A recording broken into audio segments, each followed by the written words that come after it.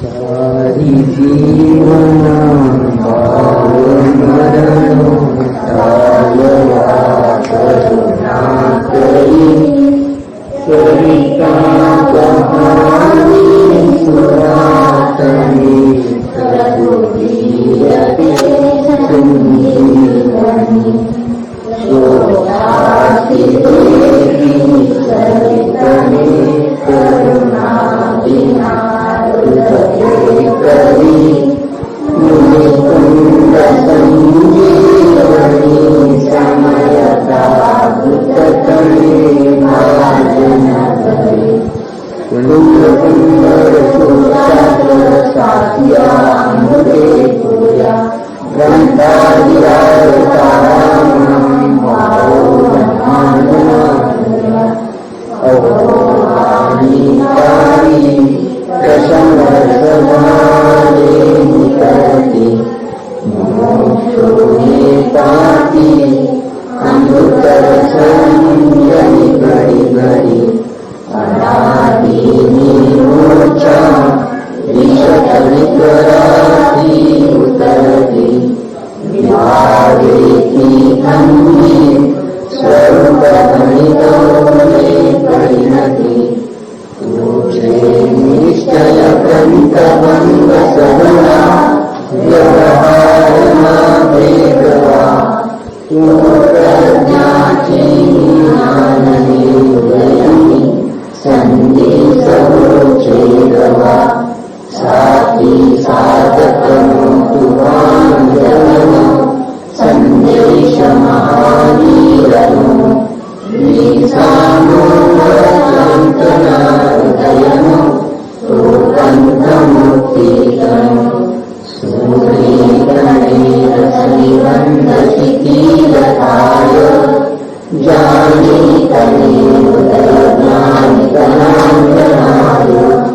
दूरचतां जगतनी रुचिरालशेषो दूरीकृतां सकलज्ञायक देवरीजे वरां शब्दपुण्यमानक्षरो नहि तथापि पुण्यसोतो नाकाले मुद्रणा करो।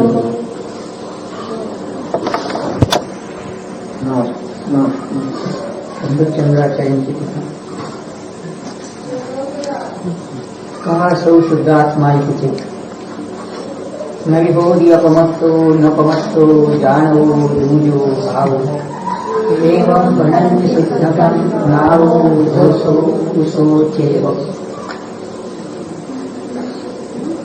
पाठीमागील गाथेमध्ये कुंडकुंडाने सांगितले की मी माझ्या आत्म्याच्या अनुभूतीच्या वैभवाच्या द्वारे तुम्हाला हा एकत्र विभक्त स्वरूपाचा आत्मा दाखवून दिली। प्रथमतः ही प्रतिज्ञा पर्यायित केली आहे की मी समय प्राप्त तुम्हाला भेट देईन, समयसार भेट देईन, समयसार बद्दल सांगेन। पुन्हा यामध्ये अशा गाथेची त्याने सांगितले की मी तुम्हाला एकत्र विभक्त आत्मा दाखवण्यासाठी कटिबद्ध झालो आहे, बद्ध व्यवसाय झालो आहे, त्या व्यापाराशी मी बद्ध झालो आहे, निबद्ध झालो आहे, कटिबद्ध झालो आहे, प्रतिज्ञा केली आहे। मग शिष्य विचारतो आहे कहा असो शुद्धात्मा इथेच। मग असा तो शुद्धात्मा तो कोणता, की शुद्धात्मा म्हणजे काय? त्याचं प्रकरण उत्तर देतात की काय उत्तर देतात, मी अप्रमत्तही नाही। काय सांगतात, जो शुद्धात्मा आहे तो अप्रमत्तही नाही, प्रमत्तही नाही। मग न्यायक असा जो काही भाव आहे तो कसा आहे, शुद्ध असा आहे। आणि जो ज्ञात होतो नाही का, ज्ञात असणारा, आणि तो आणखी कसा आहे तर जो आहे, जो तसा आहे तसाच आहे, जसा आहे तसाच। जो काही आहे तो आहे, जो सो उसोचे. मग त्यातून काय सांगायचं आहे? तर यातून सांगताना ते सांगतात की मी अप्रमत्त नाही. म्हणजे जो शुद्धात्मा तुम्हाला सांगायचा आहे तो शुद्धात्मा कसा नाही, काय नाही हे सांगितलं. काय नाही सांगितलं? अप्रमत्त नाही. प्रमत्त म्हणजे प्रमाण, चुका केल्या. प्रमत्तही नाही, अप्रमत्तही नाही आणि प्रमत्तही नाही. मग अप्रमत्त काय? निर्विकल्प आत्मानुभव घेणाराही नाही आणि विकल्परूप अवस्थेतही राहणारा नाही.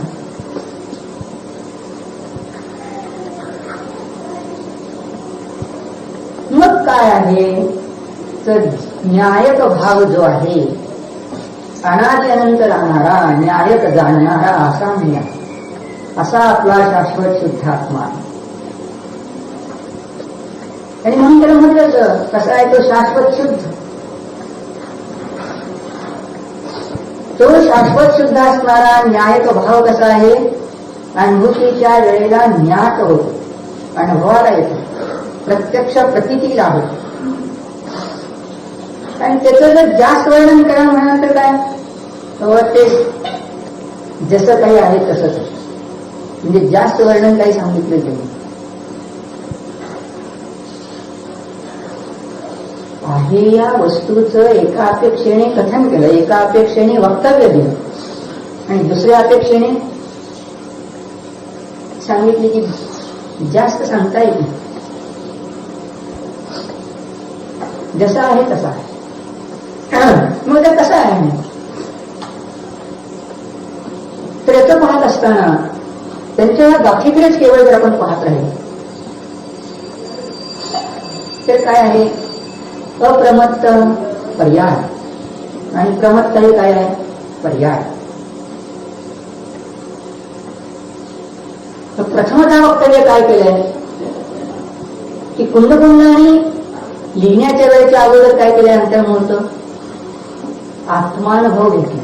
कारण खेळ काय चालत मुलींचा क्षणभर आत्मानुभव, क्षणभर विकल्प, क्षणभर आत्मानुभव, क्षणभर विकल्प, क्षणभर निर्विकल्प अवस्था, क्षणभर विकल्पमय अवस्था, क्षणभर 7वं गुणस्थान, क्षणभर 6वं गुणस्थान. 7 6 खेळणार आहेत ना. मग उत्तर काय दिलं नाही? उत्तर एक झटकन देऊन टाकलं की मी असा अनुभव करणारा आहे या पर्यायाला पहिल्यांदा झटकवला. म्हणजे अनुभूती करणारी पर्यायवान असा मी आहे, असा मी नाही. काय मजा आहे चिंतन करण्याचं. काही दाखलीकडे नुसतं पाहत राहिलं तरी ही अप्रमत्त अवस्था, अनुभूतीची अवस्था आहे, निर्विकल्प अवस्था आहे. कमी असतो कुंदकुंडाचं जीवन घेतलं, मुनी अवस्था म्हणून साधतो म्हटलं. 5व्या गुणस्थानावरती असेल तर तोही अप्रमत्त, म्हणजे आत्मानुभूतीमध्ये तेव्हा अप्रमत्त. 4थ्या गुणस्थानावरती जेव्हा जीव अनुभव करतोय तेव्हा तो अप्रमत्त आहे. 4थं गुणस्थान प्रगटच केव्हा होतं तर आत्मानुभव घेतो तेव्हा. प्रथम अप्रमत्त आणि नंतर प्रमत्त. मुनींची जशी प्रथमतः 7व्या गुणस्थानाची अवस्था प्रथम प्रगट होते, नंतर सांगण्यात येतात है ना, नंतर सांगण्यात येतात, नंतर प्रमत्त अवस्थेत येतात. तसा गृहस्थी देखील आत्मानुभव प्रथम करतो, नंतर सम्यक सहित सविकल्प अवस्थेत येतो. सम्यक दर्शनाच्या पर्यायाचा उत्पाद होत असताना प्रथम अनुभव होतो, म्हणून प्रथम निर्विकल्प आत्मानुभव घेतो आणि नंतर सम्यक सहित सविकल्प अवस्थेत येतो. मग तो एक उत्तर दे. पहिल्यांदा काय केलं तरी अप्रमत्त नाही. म्हणजे काय सांगायचंय तर अप्रमत्त नाही म्हणून संकेत तुम्ही करून केलाय. नास्तिकून करताना त्रिकालवरती शुद्धतेचा केला. त्रिकालवरती शुद्ध जो आहे ध्रुव, शाश्वत शुद्ध आहे ना, ध्रुव म्हणा, पारणाविभाव म्हणा, जीवत्व म्हणा, त्याच्याकडे म्हणजे हे नाही म्हणजे हे आहे. मग कोणा सांगितलं की शंका होते, अप्रमत्त नाही म्हणजे प्रमत्त असले पाहिजे. काय उठे शंका की प्रमादी असले पाहिजे. मग काय सांगितलं, मी प्रमत्त नाही म्हणजे काय आहे, त्रिकालवरती शुद्ध. त्रिकालवरती शुद्ध म्हणजेच ध्रुव, ज्ञानानंद स्वभाव, गुणमय पिंड है ना. त्रिकालवरती शुद्ध त्याच्याकडे संकेत केला. मग याला काय दिलं, त्यांनी नाव दिलं न्याय भाव. त्रिकालवरती शुद्ध केला काय दिला, न्याय भाव. त्रिकालवरती शुद्ध केला त्यांनी नाव काय दिलं, न्याय भाव.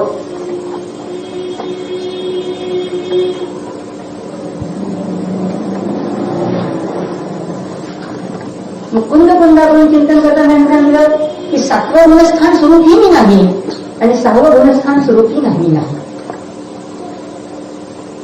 मग त्यात सहजच बाकीची गुणस्थानं सामावली.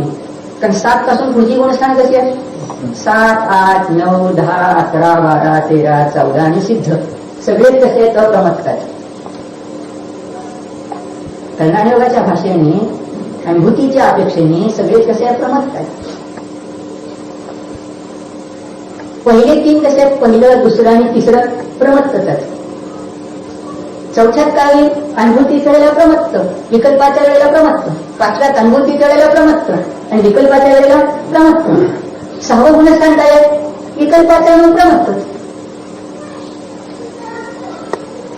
7वं गुणस्थान स्वस्थान असो किंवा सातिशय असो, ते कसं आहे, अप्रमत्त. म्हणजे ते सांगतात पर्यायवान स्वरूपाचा मी नाही. या काय आहेत, पर्याय आहेत. मग एकटी पर्याय क्रिया आहे का, एकटा पर्यायी नाही आणि पर्यायवानही नाही. है ना, एकटा पर्यायी नाही, एकटा पर्यायवानही नाही. म्हणजे कसं प्रगत वजन पर्याय केले जाते. जगाची दुसरी भाषा काय सांगितली, ध्रुव पर्यायवाला. तर ध्रुव पर्यायवालाही नाही. मग याच्यात काय केलं जातं, ध्रुव अंश. तर याचं या ध्रुव अंशाचं आता कथन करीत नाही, ते 7व्या दाखल करणार. पर्याय अंशाचं कथन हे ना, भेद केले. भेद करून हा एक ध्रुव अंश दिला. म्हणजे याला जर आपण 1 नंबर दिला, याला जर आपण 2 नंबर दिला ध्रुव पर्यायाला, त्या ध्रुव 3 नंबरचा आणि पर्याय 4 पाया, काय की नाही. याचे काय केले, पुन्हा उत्पाद दे वगैरे केले. 5, 6, 7, 8 म्हणा. मग या ठिकाणी असता या जातीचे वर्णन आहे. हा पर्याय अंश स्वरूपात आहे, उत्पादवाला नाही, देवाला नाही, ध्रुव पर्यायाचं मिश्रण करत नाही किंवा यात अप्रमत काय नाही, प्रमत काय नाही. मग काय आहे, हा त्रिकालवरती शुद्ध न्याय भाव आला. हे नाही हे पुढच्या रात्री सांगणार, गुणभेद नाही हे सांगणार आहे का, 7व्या रात्री सांगणार आहे. म्हणून येथे पर्याय एकटा अंश नाही आणि पर्यायवान राहण्याचं पर्यायवान 7व्या गुणस्थानवरती जीव म्हणजे 7वं गुणस्थानची पर्याय घेऊन अशेष धर्मात्मक वस्तूला, जीवाला 7व्या गुणस्थानवरती जीव असं घेतलं. असं कथन केले. 6व्या गुणस्थानवरती जीव, एक अंश घेऊन अंशीचे कथन केले. जसे आपण पोपटाबद्दल सांगताना सांगितले की पोपटी रंगवाला पोपट, हिरवं पिवळं आहे ना त्याचं मिश्रण, असं पोपटी रंग असणारा तो पोपट. परंतु त्या पोपट्याच्या गळ्यात काय आहे, काळा गोप आहे, काळ्या रंगाचा एक पट्टा आहे. मग पाय आहे किंवा चोच लाल आहे. मग सर्वच अवयवांना काय म्हटलं आपण? पोपटी. म्हणजे एक अंश घेऊन अनेक अंशाच्या बनलेल्या त्या द्रव्याला अंशी म्हणतात. मग त्या अंशीला काय कथन केलं? पोपटी. अंश म्हणजे काय? भाग.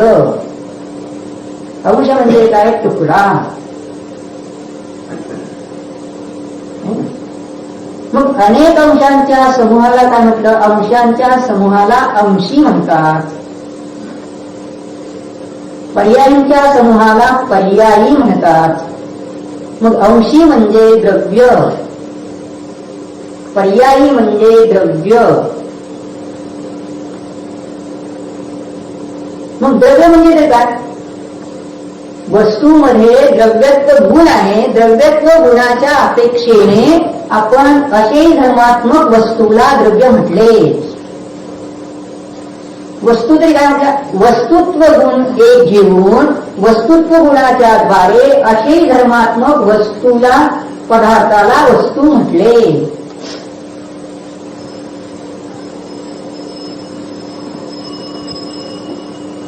हे सगळं सहजता लक्षात राहत आहे, अवघड नाही.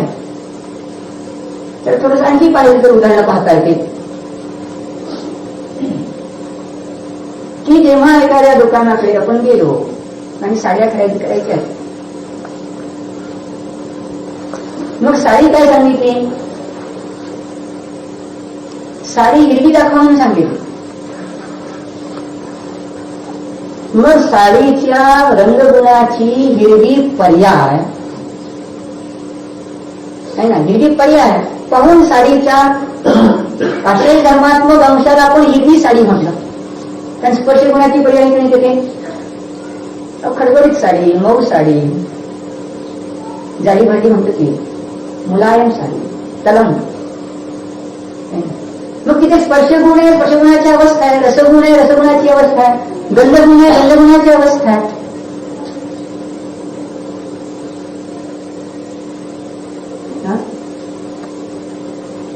काय आहेतच, अस्तित्व आहे तिच्याजवळ, साडीजवळ तिची विद्यमानता हजेरी अस्तित्व आहे. तिची पर्याय प्रगट करणारे विशिष्ट अवस्थेला शक्ती असणारे वस्तुत्व गुण आहे, द्रव्यत्व गुण आहे, उत्पादे ध्रुवत्व शक्ती चालू आहे. पहा ना, समजण्यासारखं आहे सगळं. मग तिथे प्रदेश आहेत, लांबी वगैरे, प्रदेशत्व गुणांनी सहित आहे. प्रमेय ज्ञानाचा विषय होती ती, प्रमेयत्व गुण आहे, प्रबंधन गुण आहे. हे जेव्हा आपण अनंत गुण त्या ठिकाणी पाहिले, अनेक गुण पाहिले, मग अशा अनेक गुणांच्या समूहाच्या पिंडाला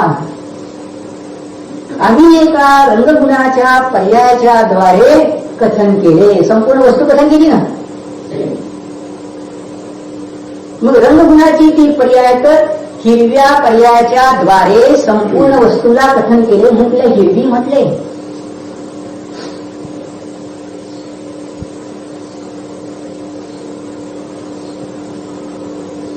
तिला जेव्हा मला जाडीभाटी म्हणायची आहे, तर स्पर्शगुणाची अवस्था पाहून आम्ही त्याला कथन केले. मग तेव्हा रंगाच्या पर्यायामध्ये गौर केल्या जाईल, एक अंश मुख्य करून संपूर्ण वस्तू कथन केल्या. नाही, जाडी भरली आहे. म्हणजे एक अंश घेऊन संपूर्ण वस्तू अंश असे धर्मात्मक वस्तूला कथन केले. साडीवर घटवलं, शरीरावर घटवा. शरीरात अवयव किती आहेत? नाना अवयव आहेत, अनेक अवयव. कान आहे, नाक आहे, डोळे आहेत, केस आहेत, दात आहेत, है की नाही, वेगवेगळे हाडं आहेत, छाती, पोट, पाठ वगैरे सगळे अवयव आहेत.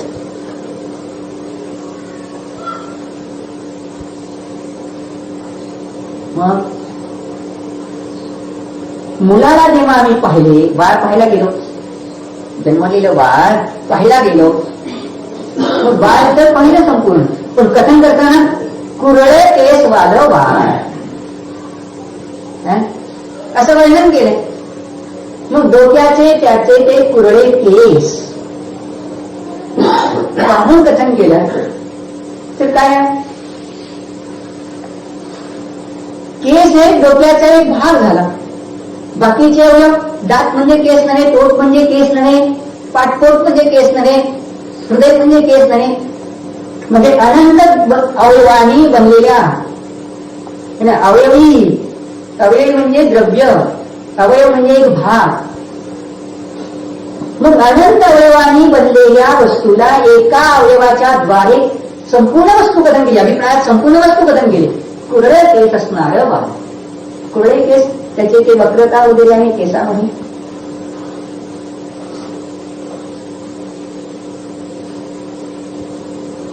असं कथन केले.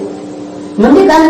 केस नुसते तर म्हणजे का? केसांची ती वक्रतेची ठेवण पर्याय, त्या पर्यायाच्या द्वारे संपूर्ण वस्तू कथन केली. म्हणून पर्यायीचे कथन केले, पर्यायवानाचे कथन केले.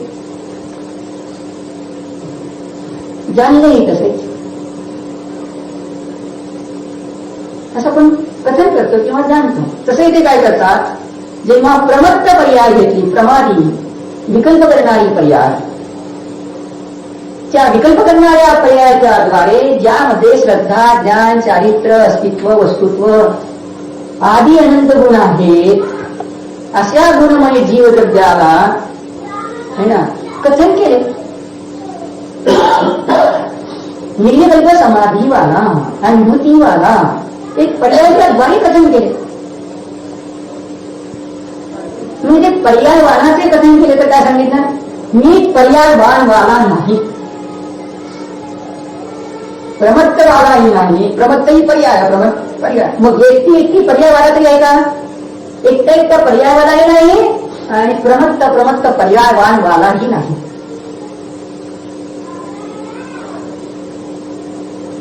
मग आहे कसा? म्हणजे निषेध रूप कथन केले की नाही हे कथन केले, पण आहे कसा? विधी रूप कथन नको का?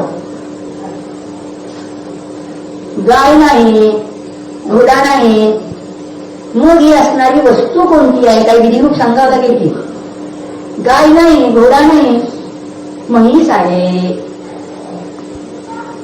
म्हणजे विधी रूप कथन करावं लागेल. तसं येथे प्रमत्तवालाही नाही, अप्रमत्तवालाही नाही, प्रमत्त पर्याय अंशवालाही नाही, अप्रमत्त पर्याय अंशवालाही नाही. मग आहे काय? तर काय त्यांचा न्यायक स्वभाववाला आहे. त्रिकालवरती न्यायक स्वभाववाला आहे.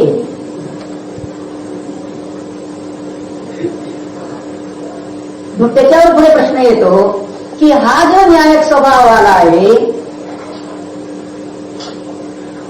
तो सगळ्या ज्ञानींच्या प्रतीतीला येतो का? तर सांगितलं नाही ना. त्यांच्या प्रतीतीला येतो आणि त्या न्यायक स्वभावाला ते म्हणतात शुद्धम म्हणती. त्याला ते शुद्ध म्हणतात. ते शाश्वत शुद्ध जे आहे तो शाश्वत शुद्ध आत्मा प्रत्यक्ष प्रतीतीला येतो, अनुभवाला येतो. म्हणजे वस्तूही आहे, वस्तूची तशी प्रतीतीही होते.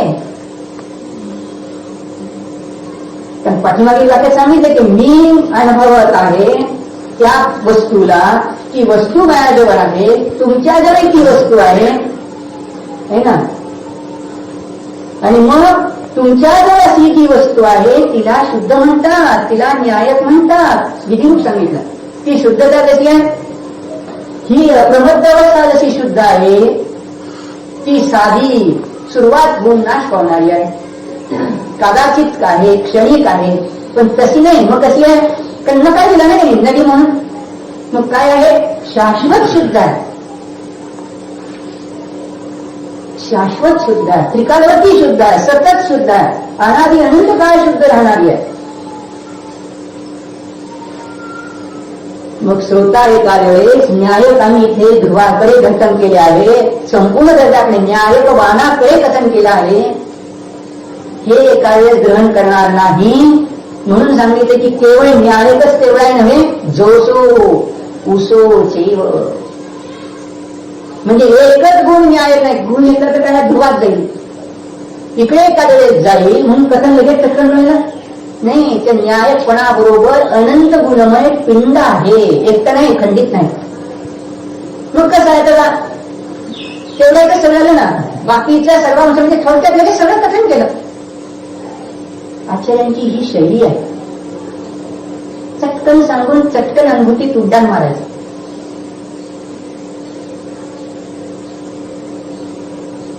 तुम्ही चिमणी आणि चिमणीच्या पिलाला जर पाहिलं असेल तर गंमत पाहिला. अशी कुठेतरी ती चिमणी असते, ते चिमणीचं पिल्लू दोघं जर खाली असे येतात, भिंतीवर बसतात आणि मग ती चिमणी काय करते, चिमणी पुन्हा तिथल्या तिथे पंख पसरून उडून दाखवते त्या पिल्लाला. म्हणजे पहिल्यांदा पंख पसरते आणि उडून दाखवते. एक काम. दाना असेल तर ती असा दाना उचलते, टोचते, दाखवते आणि तिलाही त्या चिमणीच्या पिल्लालाही ती काय सांगते, असं कर. आणि ते केलं की चटकन ग्रहण कर, घे, खा. तसे कुंद कुंद भगवान आहे ना, ही वस्तू स्वरूप दाखवतात आणि चटकन लगेचच म्हणतात अनुभूतीशील. संकेत तर करतात, पण त्यांची पद्धती ही आहे, लगेचच त्या अनुभूतीकडे धाव वाढते. काय करणार, सवय लागली ना. अनुभूतीची चटक इतकी लागली आहे की अनुभवाच्या विरह सहन होत नाही ना. वज्रजंगला जसा श्रीमतीचा विरह क्षणभरही सहन होत नव्हता, तुलसीदासाला त्याच्या पत्नीचा विरह क्षणभरही सहन होत नव्हता, तसा या अनुभव पर्यायाचा, अनुभवाचा, कारण परमात्म्याचा विरह क्षणभर देखील सहन होत नाही. झाले की लगेच ना, झटकन सांगतो की झटकन सावं, लगेच सावत आले नाही तोच पुन्हा स्वभावाकडे पडतात. मग ते जर पडतात तर दुसऱ्याला काय सांगणार, घे स्वाद घे. हे बघ संकेत केला मी तुला, सांगितलं, अनुभव कर. पण हे लगेच सांगितलं की एकटा न्याय नाही द्यायचा, न्याय बरोबर अनंत गुणवे मला पिंड. कारण त्याचं सगळं वर्णन मी शब्दात सांगू शकत नाही, संकेत करू शकतो. अनंत गुण जर सांगायचं सांगितलं तर काय होईल, वाणीमध्ये एवढी शक्ती नाही. आणि मला एक एक माहिती सांगायचं झालं तर माझं जीवन देखील पुरणार नाही आणि तुझंही जीवन पुरणार नाही. आणि तू तर मला सांगितलंच, माझ्या कामाला गेली नाही, आम्हाला फार काम आहे. म्हणजे तुझ्यालाही वेळ नाही, माझ्याही वेळ नाही, मला या कृती जायचं आणि सांगायला वेळ नाही. आयुष्य थोडंसंच आहे म्हणून ते चटकन सांगतात. पहा टीका सुद्धा कशी सुंदर केली आहे त्याने, अमृतचंद्राचार्याने. गावा समजण्यासारखं असेल. यो ही नाम स्वतः सिद्धत्वेन अनादि अंतः नित्य उद्योतः विशद ज्योतिः न्यायकः एकः भावः. सः संसार अवस्थायाम् अनादि बंध पर्याय निरूपणया क्षीर उदकवत् कर्मपुद्गलैः समम् एकत्वेपि द्रव्य स्वभाव निरूपणया दुरंत कषाय चक्रोदय वैचित्र वशेन प्रवर्तमानानां पुण्यपाप निवर्तकानां उपास्त वैश्वरूप्यानां शुभाशुभ भावानां स्वभावेन अपरिणमनात् प्रमत्तः अप्रमत्तश्च न भवति. एषः एव अशेष द्रव्यांतर भावेभ्यः भिन्नत्वेन उपास्यमानः शुद्धः इति अभिलक्ष्यते.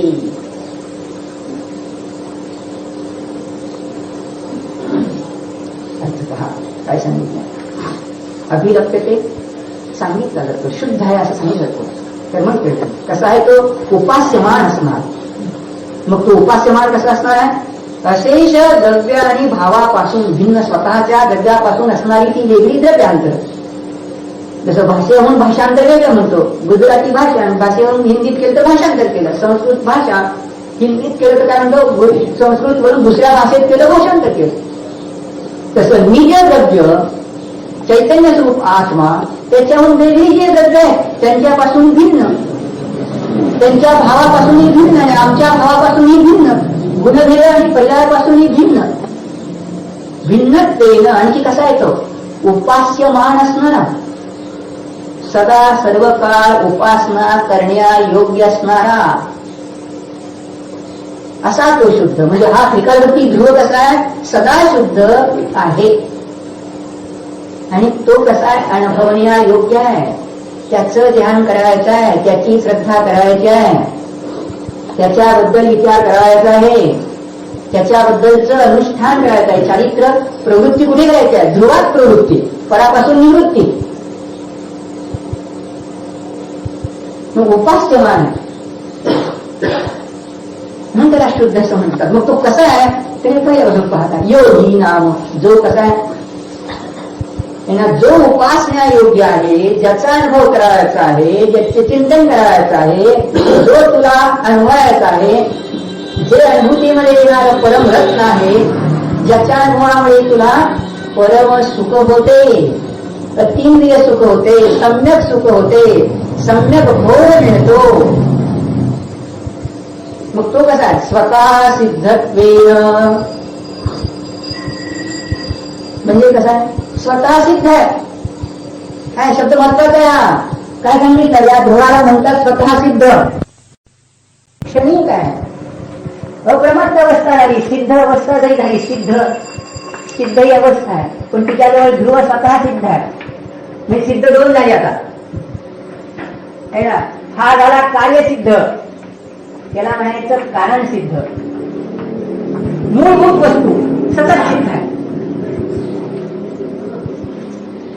काय सांगताय स्वतः सिद्ध. आणखी कसं दिले विशेषण त्याला अनादि ही अनंत. हा अनादि अनंत हा ध्रुव कसा आहे अनादि अनंत आहे.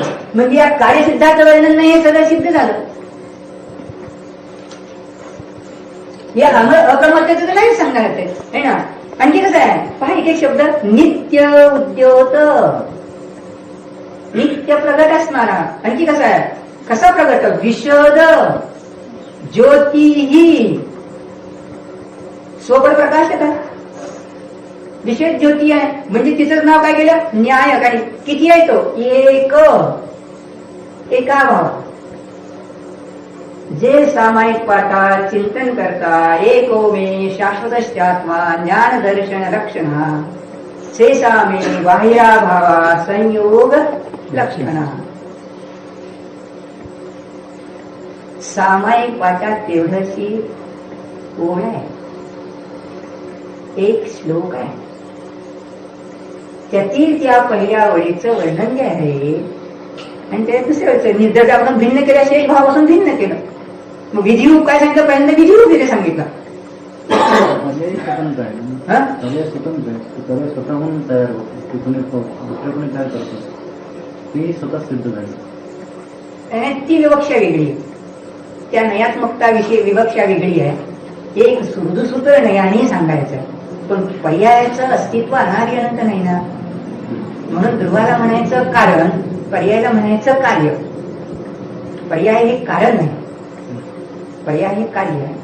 म्हणून तिचे दाखवण्यातला भाव वेगळा आहे की पर्याय समयासमयाला बदलते, तिची षटकार्थ स्वतंत्र आहेत म्हणण्यातला भाव असा की जीवा तो आत्ता स्वभावाचं चिंतन कर होतंय. इथे ती विवक्षा, इथे तो विषय नाही. इथे त्यांना काय दाखवायचं की हा जो ध्रुव आहे तो दाखवायचा विषय आहे. पर्यायाचं मग ध्रुव आहे, ध्रुवात पर्याय आहे असं सांगणार. म्हणजे शरीराला दोन हात आहेत, डाव्या हाताने घेतो, डाव्या हाताने काम करतो म्हणून त्याला आपण डावखोर म्हणतो. म्हणजे संपूर्ण नाक कान डोळा असणाऱ्या संपूर्ण वस्तूला डावखोर म्हटलं. उजव्या हाताने काम करतो तो उजवा खोरवाला. पण शरीरात दोन अवयव आहेत, डावा हाती आहेत आणि उजवा हाती आहे, एकमेकाच्या विरोधी आहेत. ध्रुवाच्या विरोधी पर्याय आहे, ध्रुव पर्यायवाला आहे, डावा हात उजवा हात वाला आहे.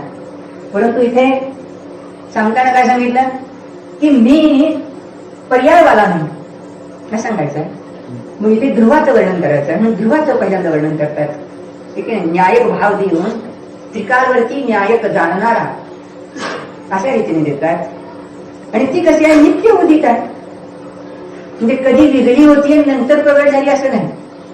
पर्याय कशी आहे एका वेळेला एक आहे, एका वेळेला दोन नाहीत, एका द्रव्याची एका वेळेला एकच पर्याय असते. पर्याय ही क्रमवर्तिनी आहे. कारण पाठीमागे आपण पाहिलं आहे की गुण कसे आहेत, अक्रमरूप आहेत, सहभू आहेत, सतत आहेत. मग एकटा गुण नाही घेतला, संपूर्ण गुणमय पिंड घ्यायचा येथे. शुद्ध पर्याय कशी होत आहे, म्हणजे पर्याय शुद्ध असते म्हणजे काय होतं? पर्याय शुद्ध असते म्हणजे काय होतं? सिद्धांची पर्याय शुद्ध होते म्हणजे आता जी विकारी अवस्था आहे ती राहत नाही. कार्य काय? तिचं कार्य शुद्ध रूप राहणं, आपल्या आत्मानंदात राहणं, ज्ञान दर्शन श्रद्धा चारित्र रूप शुद्ध रूप करणं होणं, तिचे कार्य चालूच आहे. एकदा विलीन झाल्यानंतर परत कार्य करायची गरज आहे. हो, विलीन झाली तर पुन्हा कार्य होणारच की. बरोबर आहे, शंका बरोबर आहे की आता जसं आपण ही ट्यूबलाईट लावली की नाही, ट्यूबलाईट लावली आता समजा, आता अर्धा तास ती प्रकाशित राहते सतत, तर प्रत्येक समयात तिथे कार्य चालूच आहे. म्हणजे एक प्रकाशाचा पर्याय प्रगट झाला, तो वेळ झाला, दुसरा प्रकाशाचा पर्याय प्रगट झाला, तो वेळ झाला, तिसरा प्रकाशाचा पर्याय प्रगट झाला, असं चालू आहे की नाही मला. तर प्रत्येक वेळेला प्रकाश नाही तिचं कार्य चालू आहे. तसं सिद्ध अवस्था मुक्त झाल्यानंतर सतत प्रत्येक समयाला सिद्ध रूप राहणं, शुद्ध पर्याय रूप राहणं हे कार्य चालूच आहे. पण एक पर्याय उत्पन्न होते आणि दुसरी पर्याय नाश पावते, पुन्हा नवीन पर्याय उत्पन्न होते, पहिली पर्याय त्या समयात नाश होते. त्यावेळेस उत्पाद वेळ कसं तिथं दाखवणार? उत्पाद वेळ दाखवायचं ते असं आहे की षड्गुण हानी वृद्धी रूप. मग हे शंकाच टर्नअप झाली सगळी की विषय टर्नअप झाला सगळा. असं आहे की केवळ ज्ञानाची पर्याय जी आहे, केवळ ज्ञानाची जी पर्याय क ख ग घ असे समजा आहे, तर यावेळेला क ही पर्याय जी आहे वर्तमानात एका द्रव्याची पर्याय काढली तर बाहेरच्या, त्याच्या पुढच्या समयात काय होईल, हे पर्याय बदलला, ख हा भूतात गेला, ग हा वर्तमान झाला, घ छ च हे आहेत भारी, पण ग हा वर्तमान. त्याच्यानंतरचा पर्याय है ना, क ख गेले भूतकाळात, ग ही भूतकाळात गेला, घ झाला आता वर्तमान, च छ आहे की नाही. मग इथे लावा आता, या वेळेला काय, ख हा वर्तमान होता.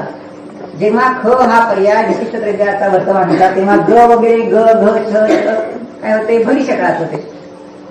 पण त्याच्या पुढच्या समयात काय झालं, ख पर्याय भूतात गेला, म्हणजे हे अविभाग प्रतिषेध बदलले, असे आहे की नाही अविभाग प्रतिषेध प्रगट झाले. तिसऱ्या वेळेला हे अविभाग प्रतिषेध बदलले, असे आहे. जाणले तर आकार सगळे, पण प्रत्येक समयात वर्तमान कोणते नको जाणारा. यावेळेला ग वर्तमान म्हणून जाणला नाही, यावेळेला ग वर्तमान म्हणून जाणला, तेव्हा ख भूत मध्ये गेला. यावेळेला ख वर्तमान म्हणून जाणला, यावेळेला ख भूत म्हणून जाणला. यावेळेला ग भूतामध्ये गेला, घ वर्तमान म्हणून जाणला. मग अविभाग प्रतिषेध बदलतात. म्हणजे सिद्धाच्या पर्याय देखील काय होतात, समयाला बदलतात, अर्थ पर्याय बदलतात, प्रत्येक वस्तूचे बदलतात. मग इथे आपण पाहायला कार्य कसं झालं म्हणाल तर, आता आपण त्या ट्यूबलाईट वरून पाहत होतो. ट्यूबलाईट वरून काय पाहिलं, जर आपण 1 तास ती पेटत ठेवली तर प्रत्येक समयाला प्रकाश देते की नाही, वस्तू तिच्यात प्रकाशित होतात. मग वस्तू प्रकाशित होतात तर काय, त्यावेळेला प्रत्येक वेळेला तुमचं मीटरचं रिडिंग वाढले की नाही, कसं झालं, कशात घ्या, मीटरचं रिडिंग वाढलं की नाही, की एक समय लावून दिलं तर ते पुन्हा मीटर फिरला नाही, प्रत्येक समयात मीटर फिरतो. म्हणजेच काय, जरी आम्हाला प्रकाश सतत तसाच असल्यासारखा दिसत असला तरी प्रत्येक समयात तो बदलतो आहे आणि तिथे रिडिंग वाढत आहे.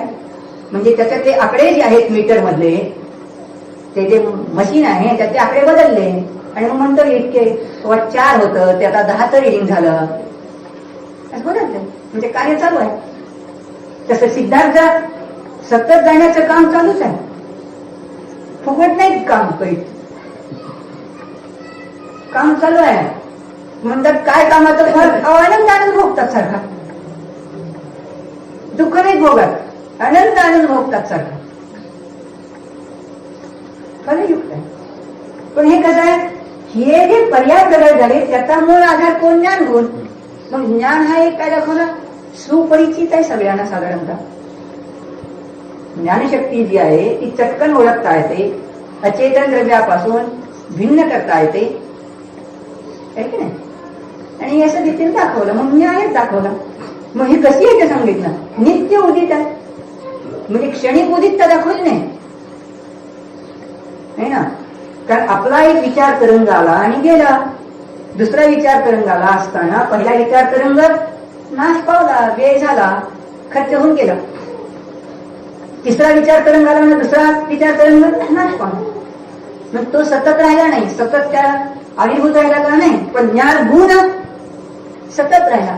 बालपणी आपल्याजवळ ज्ञान गुण होता, आता तरुणपणी आपल्याजवळ ज्ञान गुण आहे, आणि वृद्धही कोणी आपल्याजवळ ज्ञान गुण असणार. पण विचार तरंग बदलले. बालपणी आपण इकडे तिकडे उड्या मारत होतो, है ना? नाही तर कुठे सडालीच म्हटलेलं आहे, बालपणी खेळलो, तरुणपणी तरुणीची रत राहिलो, आणि म्हातारपणी आपलं रूप कसं झालं ते बघा. म्हणून तर सगळ्या म्हाताऱ्या माणसांना आधी सांगतो की बाबांनो तुम्ही या, है ना? आताची वेळ सालंकृत करा, उपयोग करा. गावाला जायला तर म्हणजे अंग दुखत नाही, म्हणजे अंग दुखत असली तरी मोटारी आहे, पण इथल्या इथं यायला म्हणजे काही गाड्या कशा नाहीत, पैसे कसे नाहीत, मला हेच कळत नाही. अजून पैशाचा भोग तरी कधी घ्यायचा नाही, आजारी आहे. अरे इथं बसायला पुष्कळ झालं, झोपून ऐकलं तरी चालेल, मी काही रागवत नाही. नाही महाराज आमचे कंबर वगैरे पण नाही, आम्हाला खुर्ची, मी म्हणतो माझ्यापेक्षा उच्च आहे याच्या बसलं तरी चालेल, मी तर रागवणार नाही.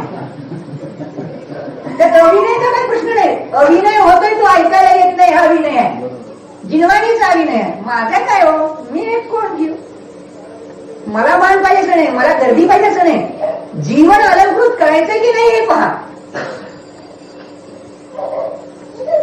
अहो गावाला जर गेला, पाहुणा जर मेला, तर पाहुणीन पहिला भेटायसाठी आपण गाडीतनी घेऊन जातो की नाही? मग इथल्या इथं गावातून जाण्याला काय, तसं गाव तर काही मोठं नाही, आणायला काय बिघडत आहे? काहीच बिघडत नाही.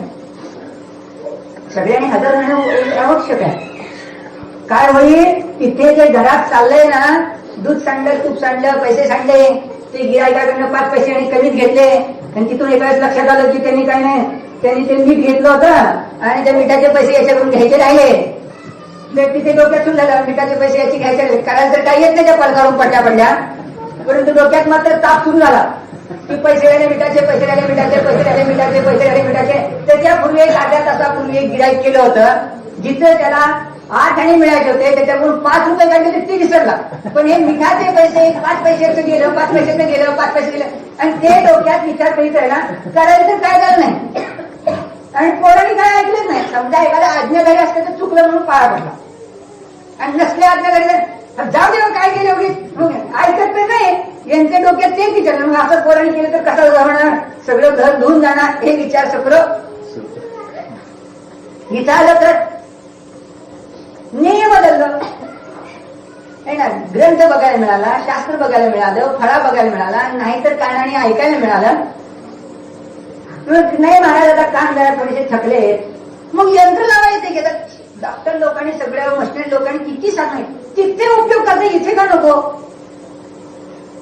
गाड्या मोठ्या आहेत त्याचा उपयोग आहे, गाडीत जर काय इथले इथं पेट्रोल जास्त का नाही, बाहेर फिरायला लागतात कुठेतरी पेट्रोल, तरी इथं आणायला काय बिघडते?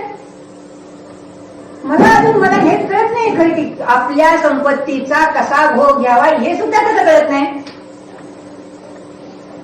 नाही तर की तिथेच खूप सगळं जाणार. कारण म्हातारपण आलंय म्हणजे पिकलं पान जाणारच आहे, तर तुम्ही काय उत्पादन रोज आहे.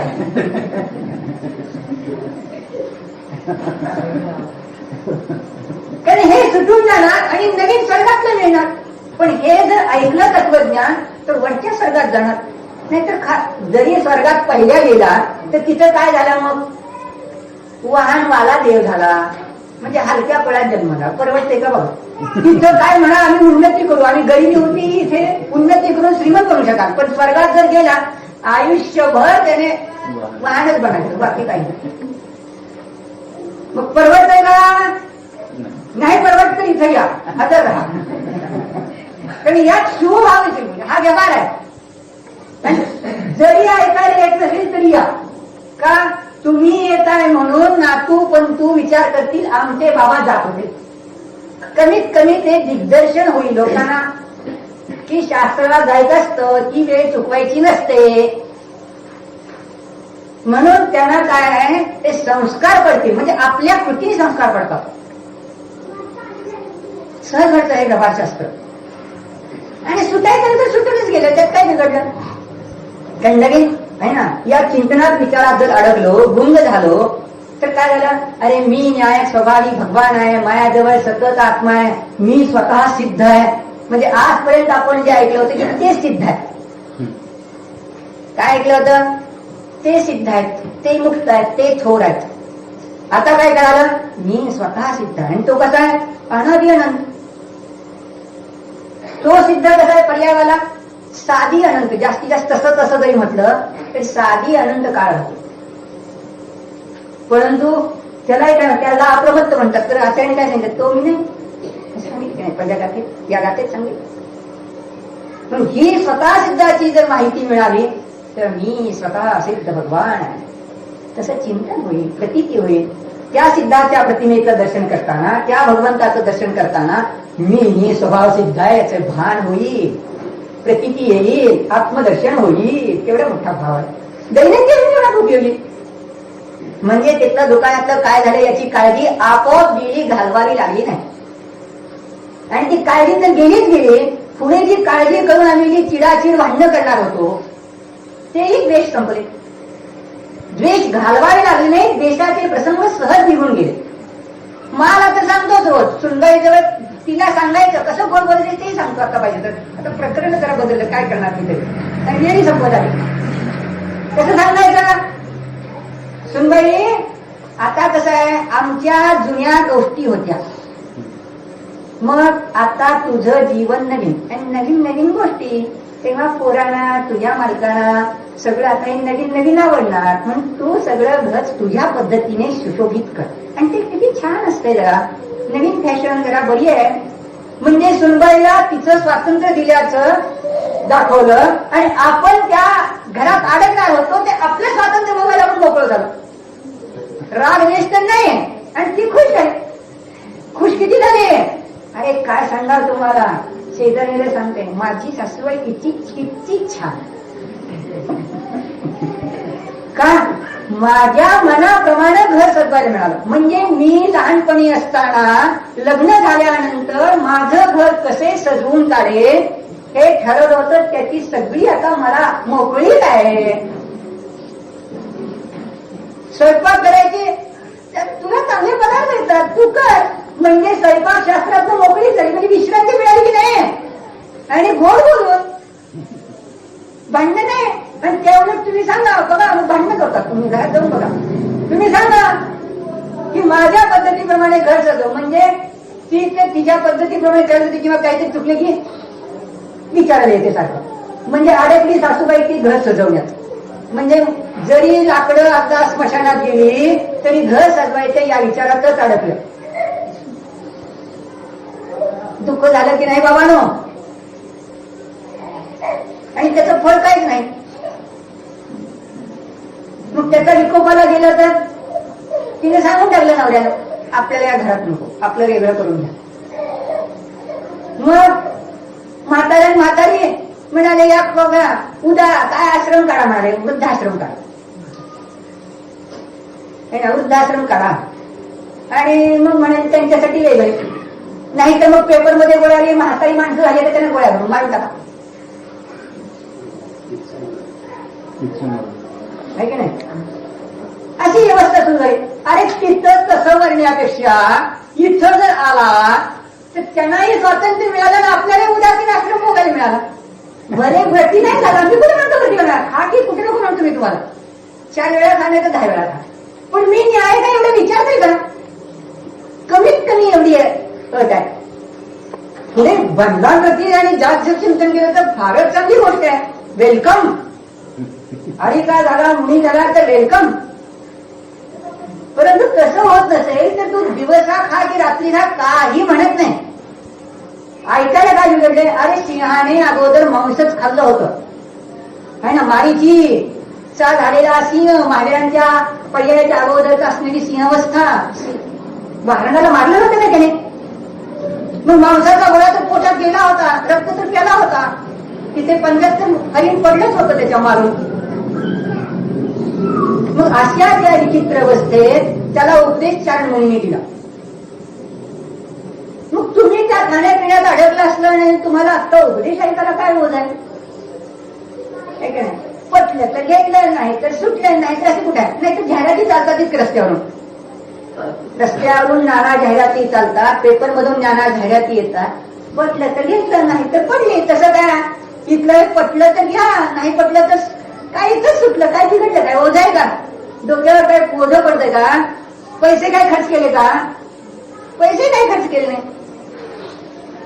म्हणजे किती सरळ आणि सोपं. तिथे पेपर घ्यायला झाला तर पैसे द्यावे लागतात, इथं फुकट आहे सगळंच है ना. जीवन आहे बाबांनो, जगायचं आहे. मग या न्याय भावाला जर जाण्याचं असेल तर पहा स्वतः शिकताय, बाकीचं नंतर पाहू म्हणून.